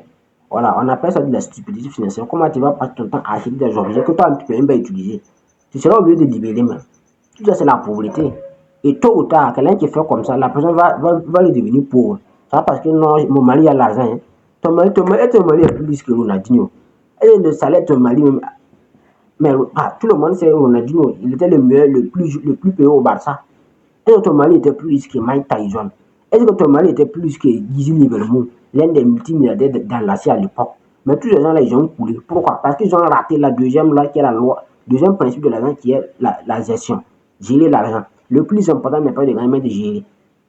Donc, peu importe la fortune de son mari, si vous passez votre temps à acheter les objets au hasard pour s'entasser votre maison, je suis vraiment désolé, mais je suis obligé de vous dire que votre nom va s'afficher dans la liste de ceux qui vont devenir pauvres dans 10 ans, 20 ans, 30 ans. Là, c'est une certitude. Parce que l'histoire nous a monté à plusieurs reprises. Donc, la méthode CVC, le premier, c'est contexte. Est-ce que ce que je vais acheter est urgent? Même, est-ce que ce que je vais acheter, c'est obligatoire? Est-ce que c'est important? Ça peut être urgent, obligatoire, mais pas important. Donc, tu laisses. Voilà. Le contexte est important, urgent, obligatoire. Dès lors que ça ne laisse pas de 3 critères, chemin, tu laisses. Ça peut être urgent, mais pas important, tu laisses. Ça peut être important, mais pas urgent. Tu reportes. Soit tu reportes, soit tu laisses. Ça peut être nécessaire. Ça peut être important, urgent, mais pas nécessaire. Vous voyez? Donc, tu laisses. Donc, la méthode CVC, le premier C maintenant, c'est le contexte. De s'assurer, est-ce que la dépense, elle est importante, elle est urgente, elle est obligatoire. Maintenant, le V maintenant, c'est la valeur. Est-ce que ce que je vais acheter, quelle est la valeur que cela va m'apporter? Il y a des choses que tu vas acheter, ça va rien t'apporter au fait. Il y a des choses, il y a plus des femmes qui passent leur temps à acheter des habits s'entasser dans la maison, acheter des chaussures s'entasser dans la maison, acheter des sacs à main, 2, 3, entachés dans la maison, et puis ça sème la pareille même dans la maison. Vous voyez? Donc, le deuxième V, c'est valeur. Qu'est-ce que ce que je suis en train d'acheter? Quelle est la valeur que ça va m'apporter? Donc, dès lors que ça ne va rien m'apporter comme valeur, d'ailleurs, j'ai déjà des habits, à quoi chercher d'entasser ma maison de des habits? J'ai déjà des chaussures, à quoi chercher d'entasser ma maison des chaussures?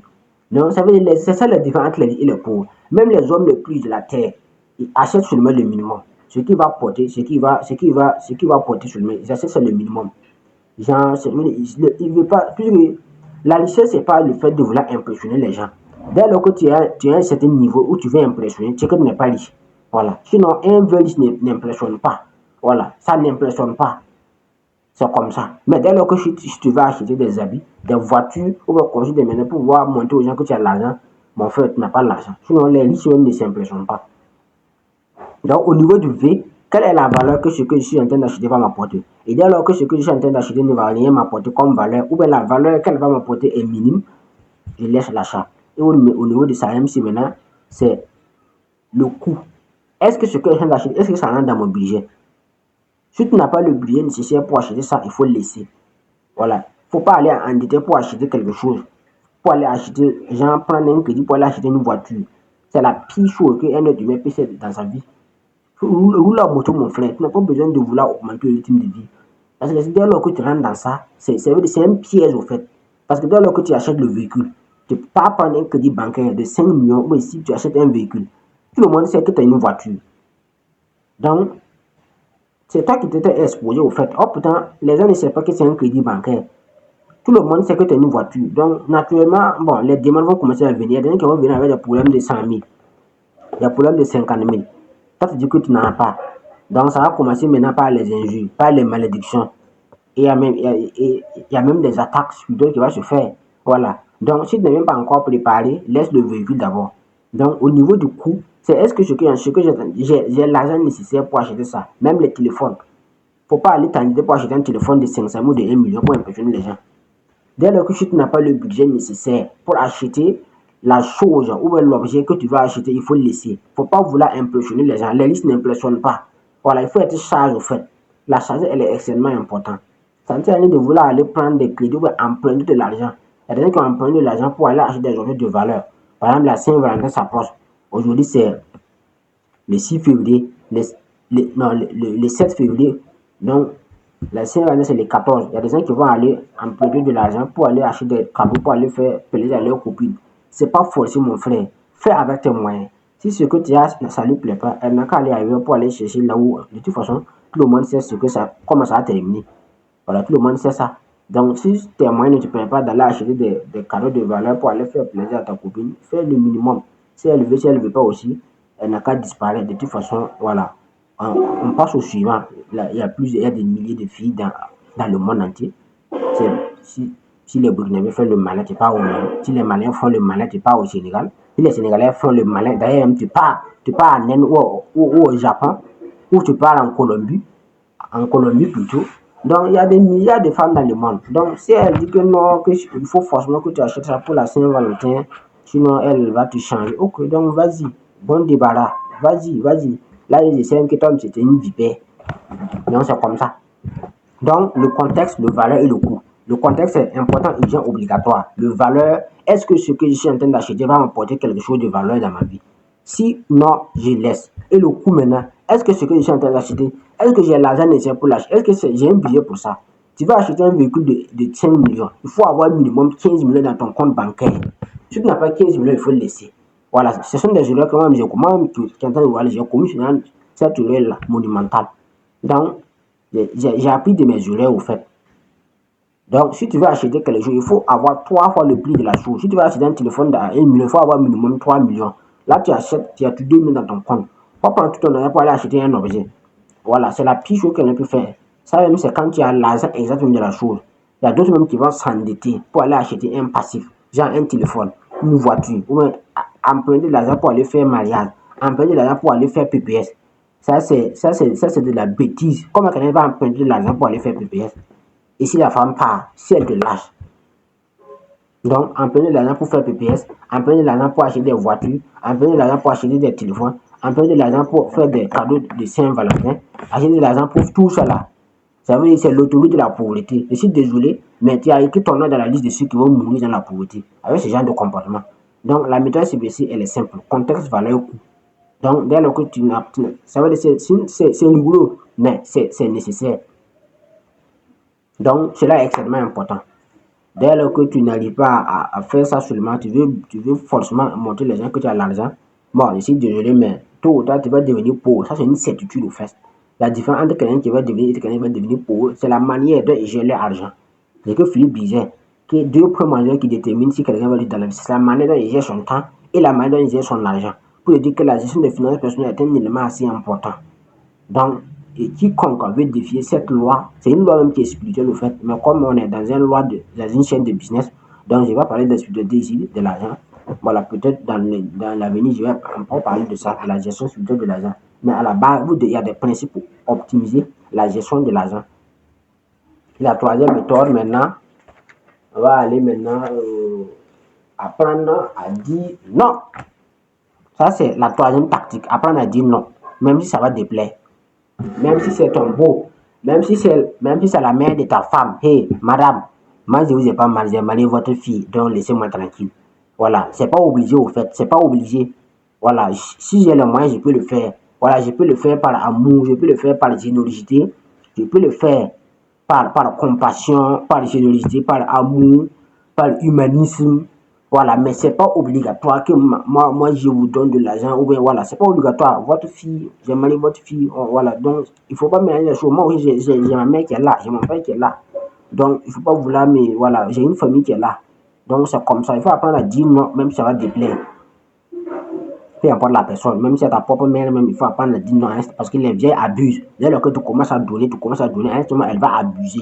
Donc il faut la les mettre à la droiture pour lui dire que la vieille, voilà, tu vas te débrouiller avec ça. Si c'est 100 000 de mois que je te donne, tu vas te débrouiller avec les 100 000. Et dès lors que tu bouffes les 100 000, c'est fini là. Même si je t'ai donné le 3, si tu bouffes sur le 4 et puis c'est fini là, tu vas attendre le mois prochain avant que je vende de l'argent. C'est comme ça, il faut être rigoureux. Et dès lors qu'à un certain moment, la vieille se rend compte que tu es rigoureux là, elle n'a pas le choix, elle est obligée de se discipliner financièrement. Parce que l'un des problèmes que nous avons en Afrique, c'est au niveau comme ça, de la famille. La famille passe leur temps à dépenser de l'argent bêtement. Et puis, tu peux pas économiser pour investir. Parce qu'eux veulent faire la fête. Il y a Ramadan qui est là, il y a Tabaski qui est là, il y a Trané qui est là, il y a Noël qui est là, il y a 8 mars qui est là.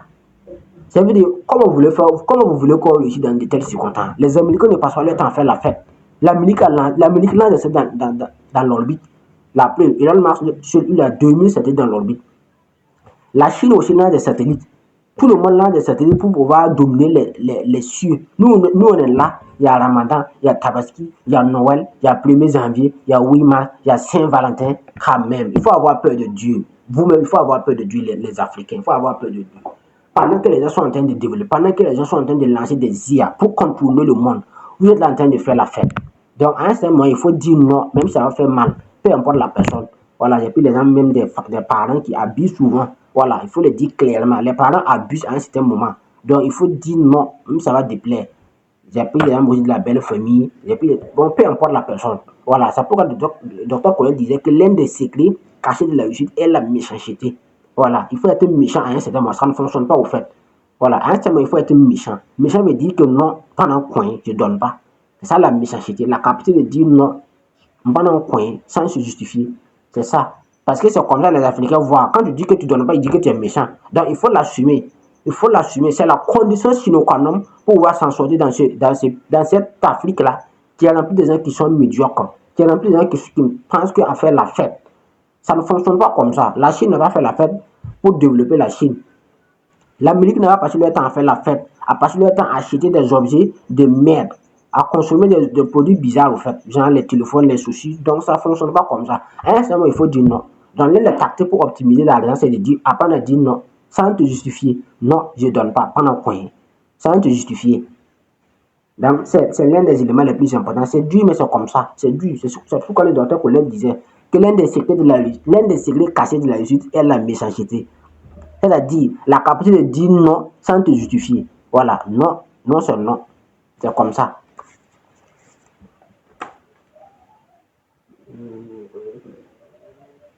Et bon, donc je termine maintenant le dernier point maintenant qui est de la gestion financière qui est la maîtrise des émotions. Voilà.